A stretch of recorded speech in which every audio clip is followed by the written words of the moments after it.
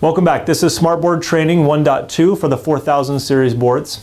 Here's the basic things we're going to be covering in this section. We're going to talk about Smart Notebook and really kind of give an introduction to Smart Notebook and how to use that.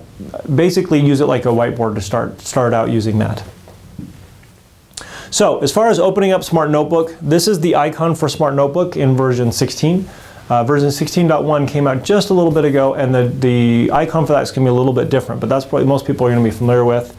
This is what the notebook files are going to look like, and this is what the Smartboard tools are going to look like. You'll find that on your system notification area by the time, or on your menu bar way up at the top on a Mac. And so that's what you're going to do to open the different programs. And we'll give you a quick outline. So let me show you that. So here it is on my dock.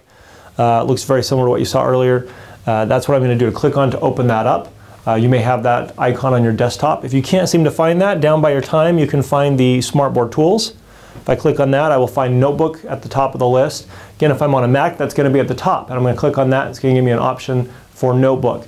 On a Mac, if it's not on my dock and I open it, I can drag that to a different spot on the dock, and it will stay on the dock in that spot. If I'm on Windows and I open it and it puts it down on the taskbar here at the bottom, I can right-click on that, and it will give me the option to pin to taskbar, meaning it will stay on the taskbar, which makes it a little bit easier to find. All right, so kind of a quick outline of the software. There's four main areas of the software that you need to be aware of, and everything that you want to find is going to be found in at least one of those four spots. So the first one is we've got a menu bar, and you're going to notice that's just like everything else. I've got File, Edit, View, Insert, Format, just like you would see on any other program. And you're going to find things in there like you normally would find. So I've got under File, I've got New, Open, Save. Under Edit, I've got copy, cut, paste, delete, just like you'd find anywhere else. Underneath the menu bar, I've got my toolbar, and that's split up into three sections. So I've got the actions on the left, add-ons in the middle, and then my tools on the right. And it's an adaptive toolbar, meaning when I start clicking on tools, such as the pens, then I get specific properties of those tools. So if I click on the pen, I can see the color, the line style, the opacity for those different tools. And so I can click on these different tools and go through them, and you can see kind of how that works. The other thing, if I go to the far right, I've got a settings button that'll allow me to customize that toolbar. So I can come in here and customize the toolbar, add different icons to the toolbar, and take them off. I've got, again, actions, add-ons, and tools, and so those do need to go into the appropriate sections. I also have here to restart the default toolbar. So if I start really messing with the toolbar and I really screw it up and I want to go back to the way it was, I can restore that default toolbar. I can also restore the default tool properties as well. We'll get into that much later. So that's kind of the toolbar. I also have this double arrow right here, which allows me to put that toolbar on the bottom, which can make it a little bit more reachable if for some reason you can't reach the top of the board, or students. We're going to spend most of our time in full screen, and we'll get there, and we'll talk a little bit more about that in depth.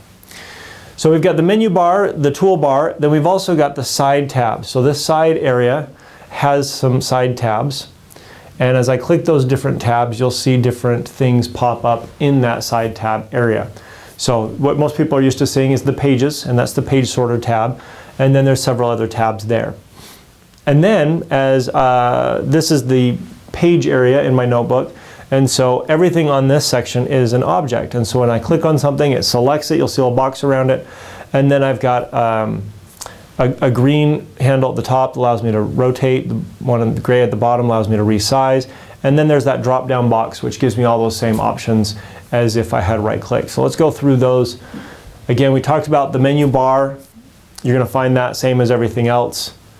We talked about our toolbar and the different sections of the toolbar. It adapts to what you select. So if I select something on the properties here, you're going to notice I'm getting the properties up here on the toolbar for whatever it is that I have selected, which can be nice. So if I've got some text, I want to change the color, I can click up here and change the color of that text or that drawn line. So a lot of different options you'll have, and that will change depending on what it is. So the side tab, I've got the page sorter tab, the gallery tab, the attachments tab, properties tab, as well as the puzzle piece, which is the add-ons tab. It used to be called the activity builder, but they've now changed it to the add-ons. Those are going to be your main tabs now with version 16.1 and beyond. And those are going to be, we'll get more in depth of those as we go. Then we have the drop-down menu. So again, every object has a drop-down menu. When I click it, the drop-down menu will be usually on the top right. On lines and some objects, it will be in the middle. In that is going to be a bunch of options. So if you're looking for something, it's going to be found in one of those spots. So check all those menu options. Check the toolbar. Again, make sure whatever it is you want to change maybe is selected, because that can change what's on the toolbar. I've got the side tab, so I can look through the different side tabs as well as click on the drop-down box. And I'm going to be able to see all the different options of things that we can do there. So it's something you can explore if you want to learn a little bit more. Object handles. So again, as I select an object, it's selected, and I've got these two handles. The green one on the top allows me to rotate that object. The gray one on the bottom right allows me to resize that.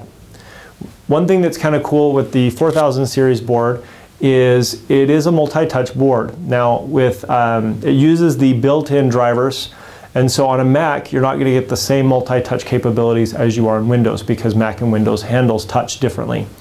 So on a Windows I can actually do multi-touch gestures. So what that means is I can take two fingers to resize this object and to rotate the object.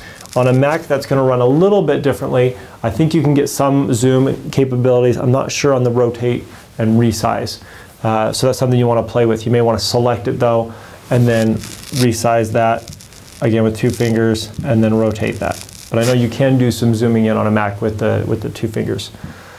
So I can also, when it comes to resizing, it tries to keep the same aspect ratio. Now, if I don't want to keep the same aspect ratio, if I pull straight down far enough, eventually it will break that aspect ratio, and then I can go and make this tall, short and fat, tall and skinny, okay?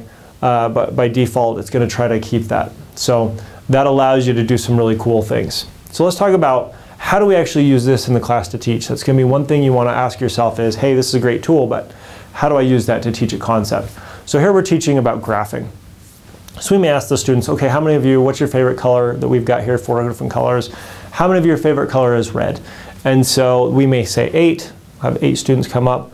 So I'm going to come and move this into spot. I'm going to rotate this. Actually, I'm not going to rotate it right now. I'm going to just drag it up there, resize it, and there we've got a bar graph. I could then also do it the opposite, so I could come in and rotate it to put it upside down, and then use the resize handle to put that then to wherever it is that we need that to go on our graph. So that way I'm showing some simple graphing, but I'm also utilizing the tool to do that. So that's something you want to look at as you go along through this training, and I'll show you some examples, but try to find or think of examples that work with your specific curriculum, because that's what's going to make the biggest difference in utilizing this tool to teach your concepts. Because at the end of the day, you need to teach math or science or language arts or music or whatever it is that you teach. And this is just a tool to do that. A great way to do that is to collaborate with other teachers that teach the same thing as you, because they're going to have ideas that you don't. You guys can share ideas together, and again, try to engage this tool to better teach the concepts that you may be teaching. So here's the basics of Smart Notebook. Okay, basically I'm going to pick up a pen to write. On the 4000 series boards, I do have to tell it that I'm going to write. So the Smart Ink is a great way to do that. I can just click on the pen here and choose the different pen that I want to use, and then I can go and do that. It is multi-touch on PC. You can actually have 2 students writing at the same time utilizing the 2 different pens. On a Mac, you're only going to be able to have 1 student write at a time because of the way the drivers work. So I can utilize the this icon right here to draw. Let's see, let's get out of this. I can start typing for text. So if I'm in Notebook and I just start typing on my keyboard, text is going to come up into Notebook. So if I want to type some stuff up, I can do it really easily just by typing. Down on the bottom, on the bottom of the what do you call that? The page sorter tab, there is a little checkbox that says auto hide. And if I select that, what that does is it just auto hides that side tab area, which seems like it's great because it's going to get out of the way. But when we start getting into really creating more content and creating things using the gallery, you're going to find that that auto hide is actually problematic, because we're going to be dragging stuff to the gallery to save that, or dragging stuff out of the gallery, and having that auto hide turned on is going to be a little bit of a problem as far as doing that. Plus, really what you want to be is full screen mode. So we'll talk about that. Again, the cursor is your friend. Oh, so coming back in here, I can come up on my toolbar and select different tools and then come down here and write with them. So that's kind of a convenient thing to do. The other thing that I can do on this 4000 series board, which is kind of nice, is, let me draw my picture of a pencil, or a pen I should say, which this is really bad. And then I will draw an eraser, which that's pretty bad too. And then I will draw me an arrow. Wow, that's a really bad arrow. Okay. Oh, my eraser disappeared. We'll talk about how to do that later. All right, so now that I've got these all done, if I take my pen, which I probably would get a picture of a pen, I can come down here to link to tool. So if I click on the drop-down box, link to tool, I can link an image, whether it be something I've drawn or a picture. So I could do a picture of a pen and an eraser and a select tool. And I can select this. So I can change this to be the pen tool. And then I can take my eraser and I can do link to tool. And I can do eraser. And then I can come up here and I can do link to tool selection. So what that means is if I select on that, now I'm drawing. If I go back, now I'm erasing and back to the arrow. So it's really nice because again, we want to be in full screen as much as possible. And so this little trick allows me to click and change my tool very quickly. So that's something that we can set up off to the side and have available to make it a lot easier to change tools again while you're in full screen mode. But again, you've got the Smart Ink there, which does exactly the same thing, and in my mind is a little bit easier because it's right there and you don't have to add anything extra. Plus you can change the color, which is kind of nice. So I just want to make sure you're aware of that link to tool feature. Smart Notebook will recognize text, so I can write something, select it, hit the drop-down box, and I can recognize that and change that to text. In Windows, you do have other recognition languages, so if I come in here again, it'll recognize cursive if I write in cursive. So again, I'm going to select it, hit the drop-down box, and then you'll notice, let me get that out of the way. Whoa, undo. Okay, so if I select that, hit the drop-down box, I have change recognition language. And so you can load up additional languages. This only works on Windows, not on Mac, but I can change the language that it's going to recognize. It's not going to convert the text from English to Spanish, but if I have a class where we're writing in Spanish a lot, or writing in Chinese, as we'd have a lot of dual immersion schools here, that allows me to write in that foreign language and then convert that to text the same way I just converted this again to English text.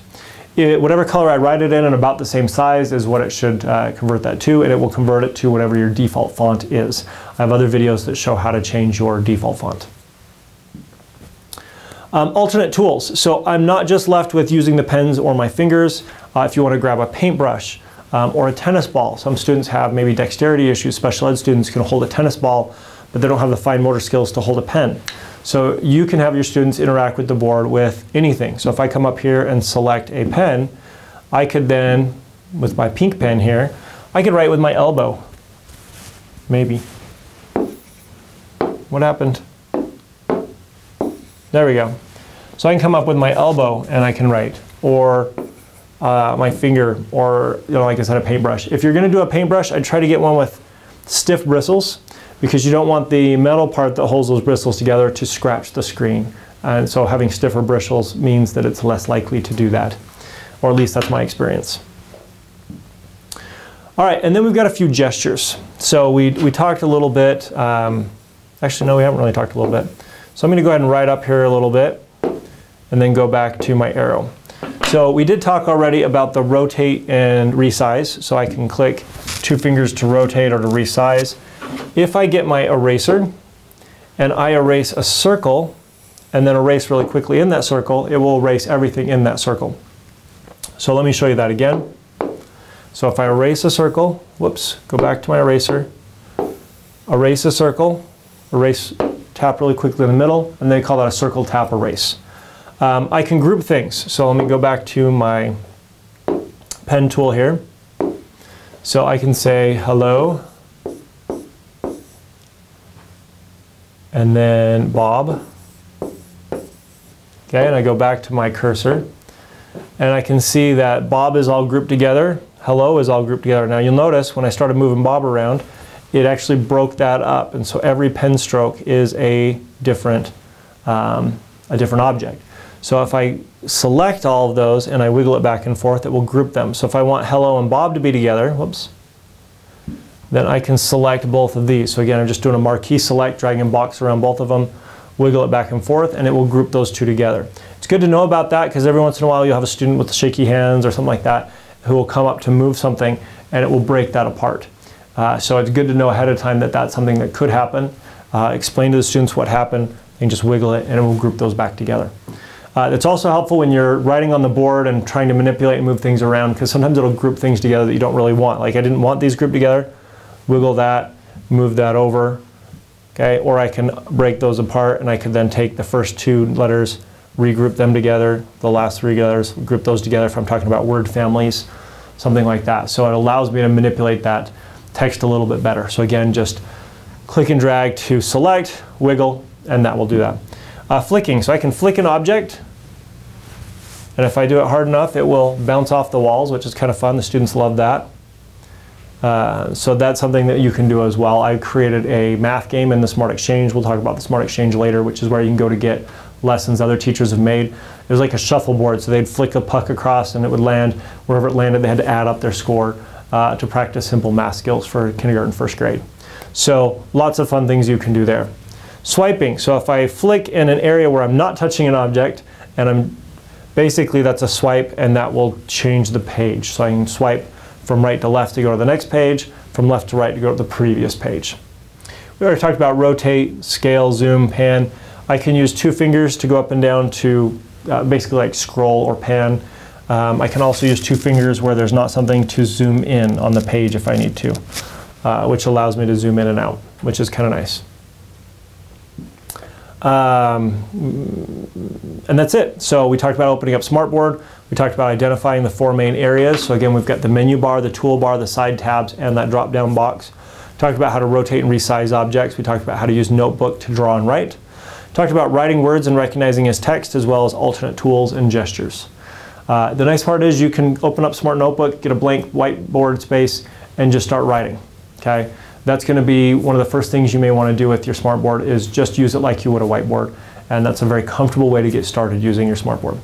So thanks for watching. Enjoy the next video.